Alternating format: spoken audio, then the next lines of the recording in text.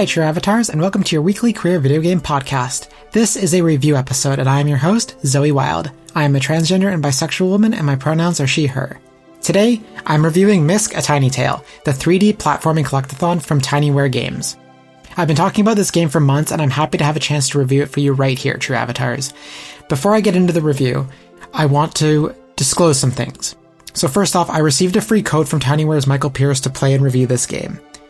I also played the first 2 levels of this game as an unfinished demo back in June 2022 when the game was part of Steam Next Fest. For the review, I played the Nintendo Switch version of the game on my Nintendo Switch 2. While not developed specifically for the Nintendo Switch 2, this game was developed in such a way that the resolution and the frame rate were unlocked, so the game could be automatically enhanced and upscaled when running on the Switch 2.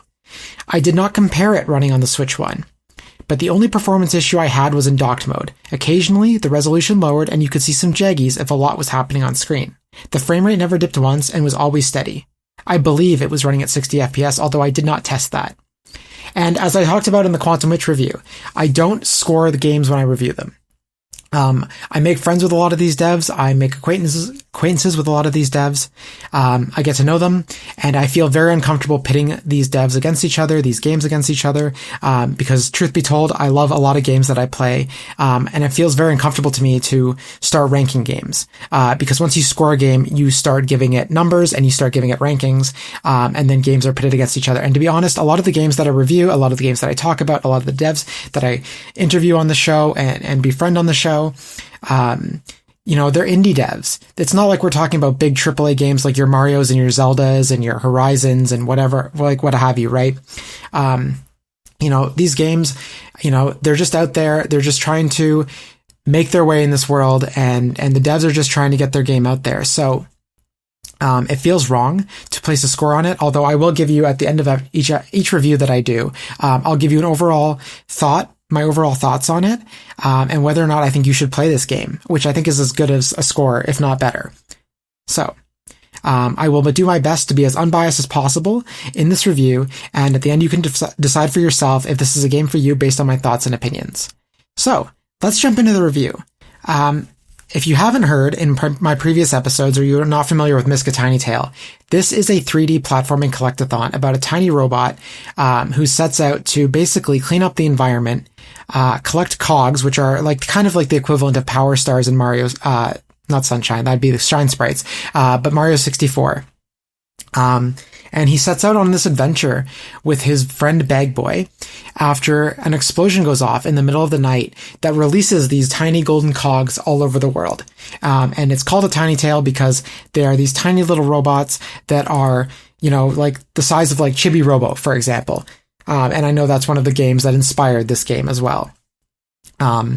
This game was inspired by Mario 64, Mario Sunshine, Spyro the Dragon, Banjo-Kazooie, Pac-Man World 2 and 3, those classic late 90s, early 2000s platforming collectathons, mascot platformers, as they're sometimes called, heavily inspired this game. And let me tell you, this game is like a lost GameCube game or a lost PS2 game. Like, if you had told me that this game was a remaster of a game from 25 years ago, I would have believed you, because that's how well it emulates the style of those games. So, let's talk about the story super quick. The game has a narrator. It kind of plays out like a children's show, to be honest. Think like Thomas the Tank Engine or those early 2000s shows. I'm blanking on a lot of them because at that point I wasn't watching too many of them. I was kind of watching over my little brother's shoulder. But Thomas the Tank Engine is the most apt comparison I can make. So at the beginning and end of each level, you'll experience some cutscenes, some narration, as Buddy and Bag Boy travel from section to section of the world, from level to level. This game is very wholesome. It's very easy to understand, without diminishing it, because I don't say this to diminish it, but it's got a very simple story. It's 2 friends on an adventure to solve the mystery of the explosion.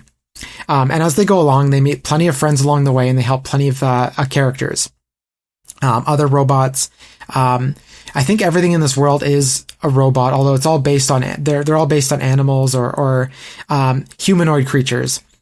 So, and the other thing too about this game is that, there's no damage. Like, there's no punishment, right? If you get hit by an enemy, and which there's very few enemies in this game, as Buddy, the main character, you won't take any damage, you won't die, there's no punishment. If you fall off a ledge into some goo, the game just resets you back on land. So to that end, I really do feel like this game is very wholesome, very accessible, very approachable for children. In fact, I would say it's a great children's game. Something you could have a 5-year-old or a 6-year-old play, or play with them, for example. Because while there is some challenge, and I won't deny that there is some challenge that might be harder for a 5-year-old, I think this is a game that they can definitely sink their teeth into. And it's also like, I compare it to like a Disney movie. Like, it's for everyone. It's not just for 5-year-olds. This is a game for everyone. If you're nostalgic for those platforming collectathons, those mascot platformers 25, 30 years ago, this game is still for you. If you've never played any of those games, this game is still for you. If you're just, a younger person and you're just trying to get into video games, this is a good starting point for video games, especially for 3D video games. I know that I've seen a lot of people who've never played a 3D video game before struggle with camera controls and 3D environments, and I think this is a good starting point for that as well. Also about the story, one last thing is that I really, really appreciated Bag Boy's story. So Bag Boy is Buddy's friend, who's kind of ashamed of who he is. He's kind of been mistreated by his peers, his friends in the world. So he wears a paper bag over his head with a hand-drawn smiley face on. And Buddy is kind of the only character in the game that really treats him with respect, as equals. And the game does explore that relationship quite thoroughly as you go through. So earlier I was talking about the level design and the level formula. So there are several levels in this game. I won't say how many, but there's a good number. A lot, like this game took me about, I want to say, somewhere in the range of 9 to 12 hours to complete, and I did get 100% in the game. But each level has a structure. So you walk into the level, and you're supposed to collect 10 of these golden cogs, so like these power stars. There's trash on the ground that you can find, and you just have to click on it, interact with it, and it gets cleaned up. And one of the other goals is that you have to find 100% of this trash. In your pursuit of some of the trash, and in your pursuit of some of these golden cogs, you're going to meet characters in the world who need your help. A lot of these characters will give you a golden cog as a reward, others won't. But each level will give you a checklist of all the characters that you're to help. And when you beat all of the, when you not beat all of it, I say that it's very aggressive. When you help everyone and you collect all the cogs and you collect 100% of the trash, you consider that 100% of the levels completed. And then you get to move on to the next level. And completing a chapter at 100%, which is a level, will get you some art in the art gallery, which is bonus content. But to actually move on, you do not need to actually complete the entire level. You just have to find 8 out of 10 golden cogs. So speaking of how this game emulates the games of like the late 90s, early 2000s, there is a little bit of jank to this game. I'm not sure if it's intentional, but it does feel like it fits right in with the game because, like I said, I did mean it 100%, both for the good and the bad, about the accuracy of how this game, like if you told me it was a remaster of a GameCube game. So it does have that jank, like an early game, like an early platformer of the early 2000s. It's very easy to misjudge a jump and overshoot it. It's very easy to undershoot a jump. Like just that little bit makes you feel like you want to overcorrect your jumps a little bit. I didn't see this as a downside, though I can see how some people might, given how far platforming has come from just like accessibility and just like a smoothness, a butteriness to like recent platformers, especially like Mario Odyssey, even the Spyro the Dragon remake.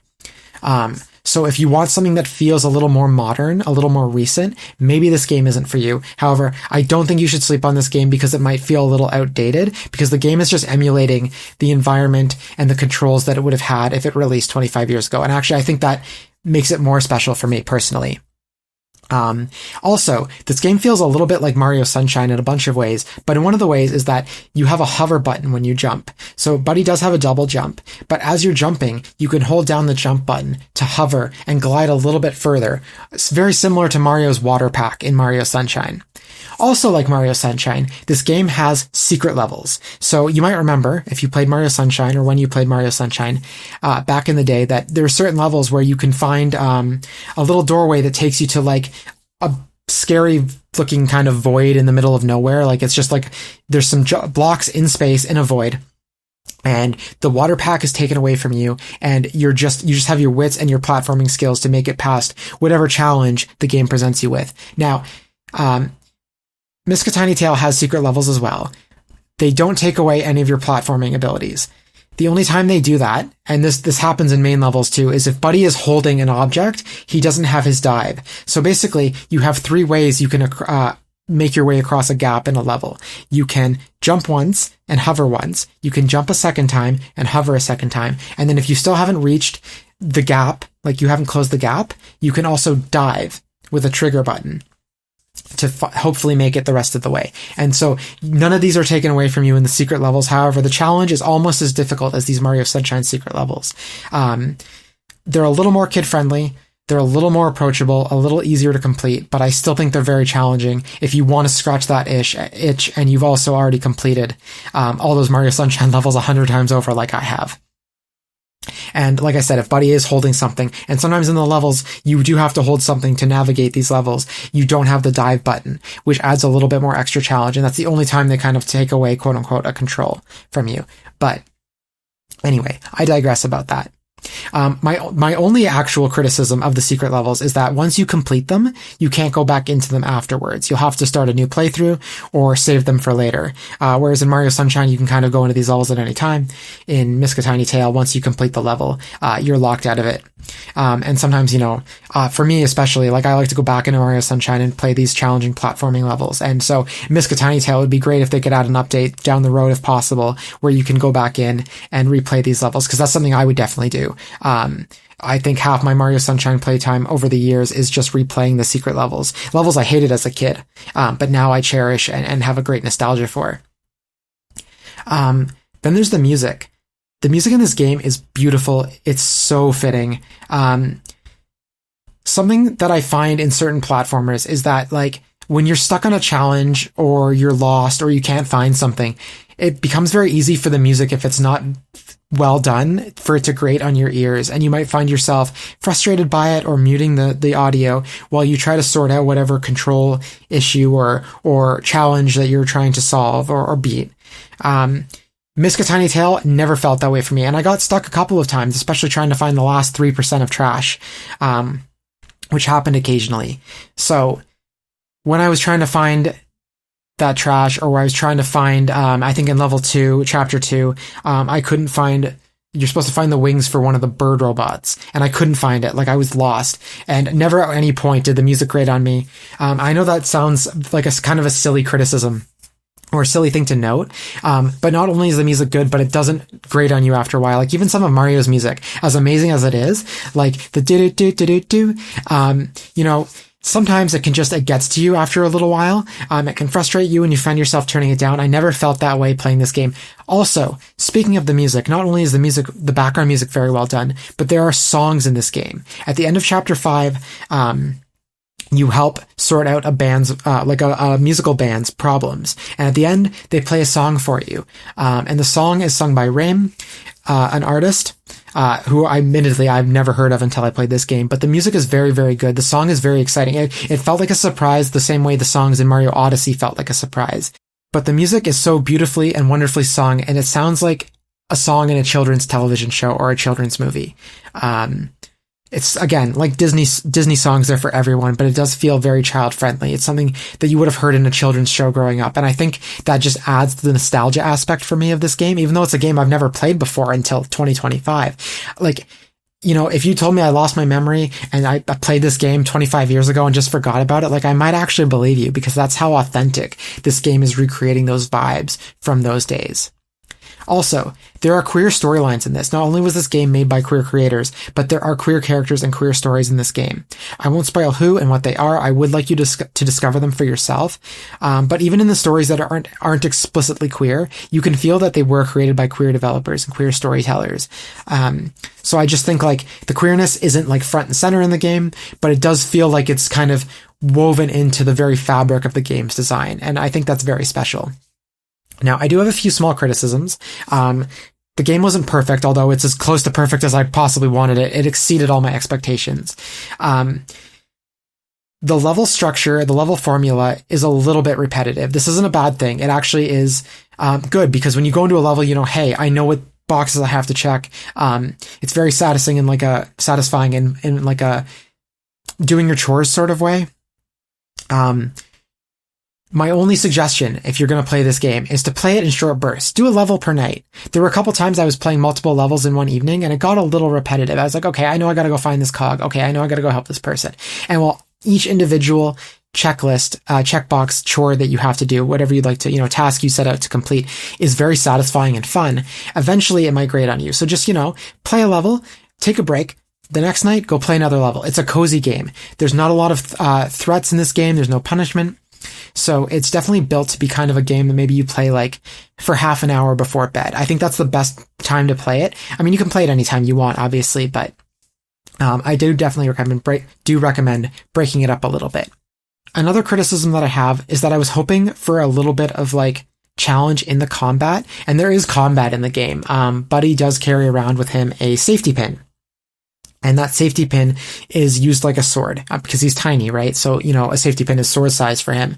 The combat is very rigid. It's just one button. You press, you swing, he goes, you have to wait for the animation to finish. It's a little slow. It's a little janky. Again, if you think of this game as something accessible and approachable for kids, this is perfect. The wind-up toys that are the enemies in the game, they can't hurt you. They knock you back a little bit. They stun you.